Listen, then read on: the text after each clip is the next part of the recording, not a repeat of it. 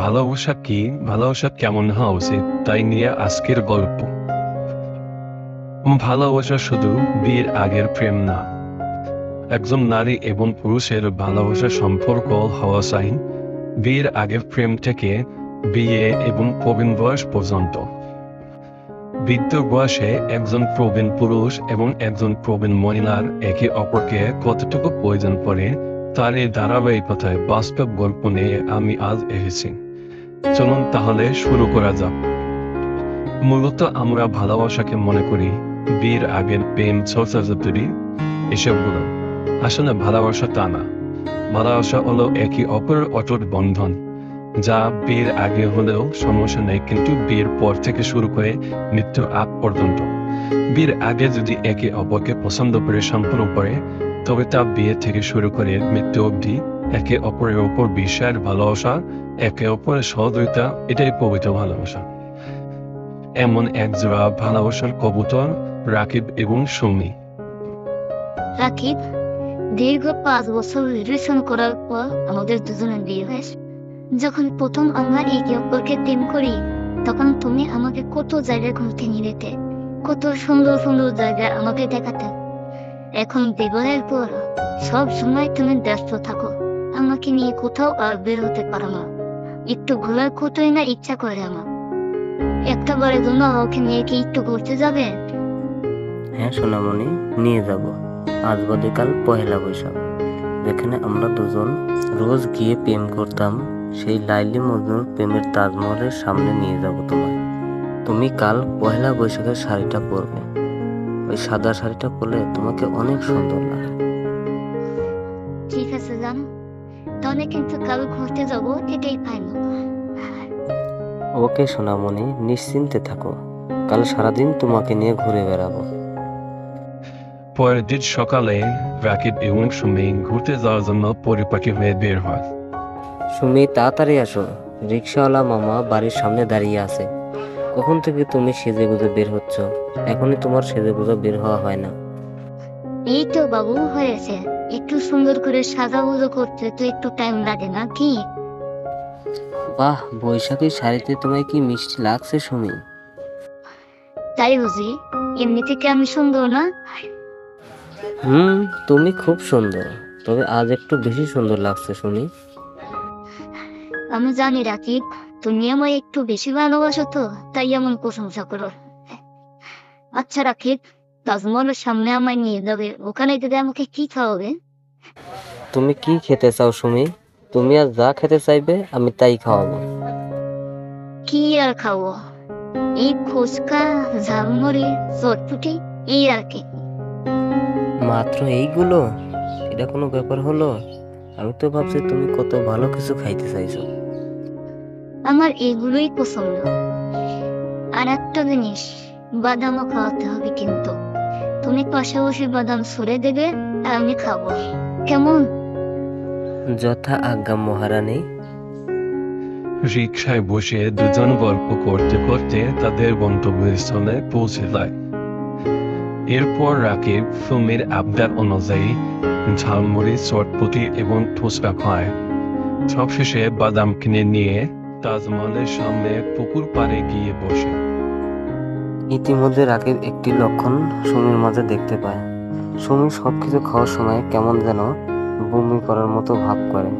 কিছু মুখে দিলেই কিছুটা খাওয়ার পরপরই তার বমি বমি ভাব হয়। এমন অবস্থা দেখে রাকিব খুব চিন্তিত হয়ে যায়। ভাবে তার বউ কোনো সমস্যা হলো না তো, বড় কোনো সমস্যা হয়েছে নাকি, এটা ভেবে সে বিচলিত বিভোর হয়ে যায়। এক পর্যায়ে সে সুমিকে নিয়ে বাড়ি চলে আসে। সুমি, তুমি সত্যি করে বলো তো তোমার কি হয়েছে? তুমি ঘুরতে যেতে চাইলে ঘুরতে নিয়ে গেলাম, যা খেতে চাইলে তাই খাওয়াইতে গেলাম, তুমি বারবার বমি বমি ভাব করলে, আর কেমন যেন মূর্ছনার মতো ভাব হয়ে গেল। তুমি চলো তো, তোমাকে নিয়ে ডাক্তারের কাছে নিয়ে যাই। আরে না রে জান, হয়তো গ্যাস্ট্রিকের সমস্যার কারণে এমনটা হয়েছে।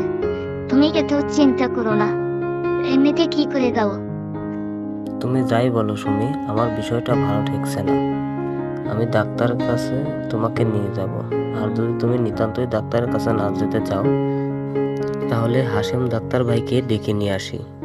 সে একটু পরীক্ষা নিরীক্ষা করে যাক, দেখি তোমার কিছু হয়েছে নাকি। আরে না রে জান, তুমি আমাকে নিয়ে একটু বেশি বিচলিত হচ্ছ। আসলে আমার কিচ্ছু হয়নি।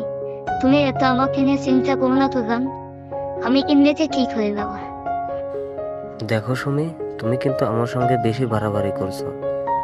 আমি তোমার চিন্তা করবো না তো কে চিন্তা করবে শুনি? আমি ডাক্তার ভাইকে ডেকে নিয়ে আসি, তারপরে কথা। তুমি চুপচাপ এখানেই শুয়ে থাকো, কেমন? মহিলা মানুষ বলতেই এমন, শুধু বেশি বোঝে আর বেশি কথা বলে। ডাক্তার ভাই, ডাক্তার ভাই, ডাক্তার ভাই বাড়ি আসো নাকি? কে? ভাই আমি রাকিব। আমার বউ কেমন যেন করছে, ওর শরীরটা বেশি ভালো না। একটু আমার বাসায় যাবেন প্লিজ? শুধু একটু আমার বউকে দেখেই চলে আসবেন। সুমি পান্তা ইলিশ বেশি খেয়েছে নাকি রাকিব? না ভাই, আসলে সেটা না। ওকে নিয়ে একটু ঘুরতে বেরিয়েছিলাম, তখন থেকেই ও অসুস্থ হয়ে গেছে। কিরকম অসুস্থ হয়েছে একটু জানালে ভাই, ওই অনুযায়ী ওষুধ নিয়ে দেয়। চিকিৎসার পাশাপাশি ওষুধটাও দিয়ে আসা যাবে। ভাই কি যে হলো বউটার, টেনশনে মাথায় কিছু কাজই করছে না। ও ঘুরতে গিয়ে ফুচকা, চটপটি, ঝালমুড়ি, বাদাম এসব খেতে চেয়েছিল, কিন্তু সব আমি কিনে দিতেই কিচ্ছু খাইতে পারিনি। খালি বমি বমি ভাব করে অসুস্থ হয়ে যায়। সেটা আমার খুব খারাপ লাগছে। আরে এই ব্যাপার, এত গ্যাস্ট্রিক হয়েছে ভাই। এটা নিয়ে চলে তো চিন্তা করতে হবে না। তুই কিছু দেশের বড়ি নিয়ে যা, এটা খাইয়ে দিলেই ঠিক হয়ে যাবে। নাকি আমাকে যেতেই হবে? ভাই দয়া করে আপনি প্লিজ একটু চলেন। আমার খুব আদরের বউ, ওর কিছু হয়ে গেলে আমি...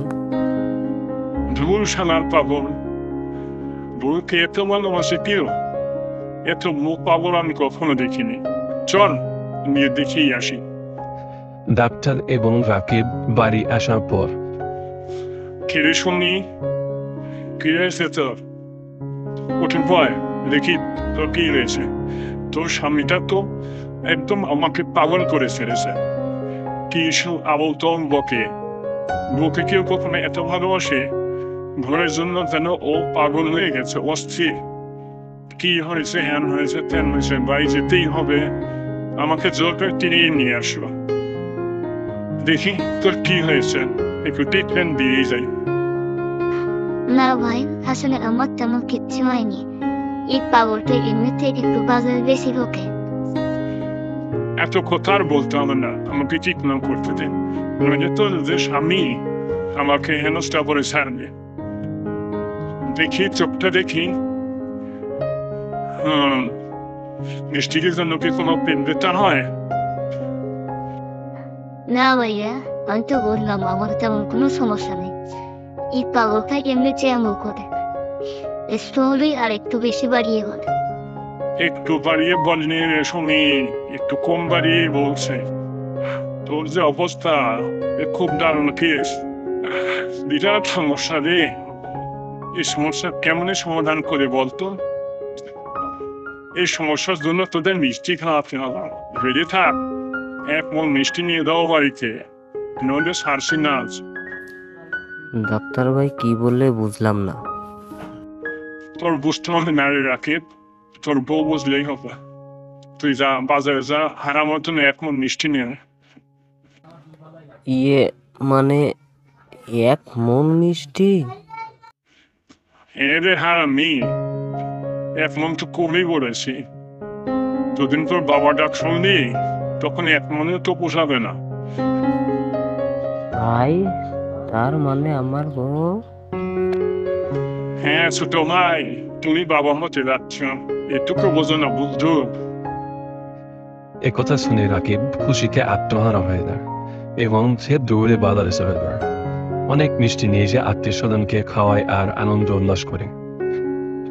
আজকের গল্পটি এ পর্যন্তই। আগামীতে আমার গল্প পাওয়ার জন্য অবশ্যই আমার চ্যানেলটি লাইক, সাবস্ক্রাইব এবং কমেন্টস করবেন। আল্লাহ হাফেজ।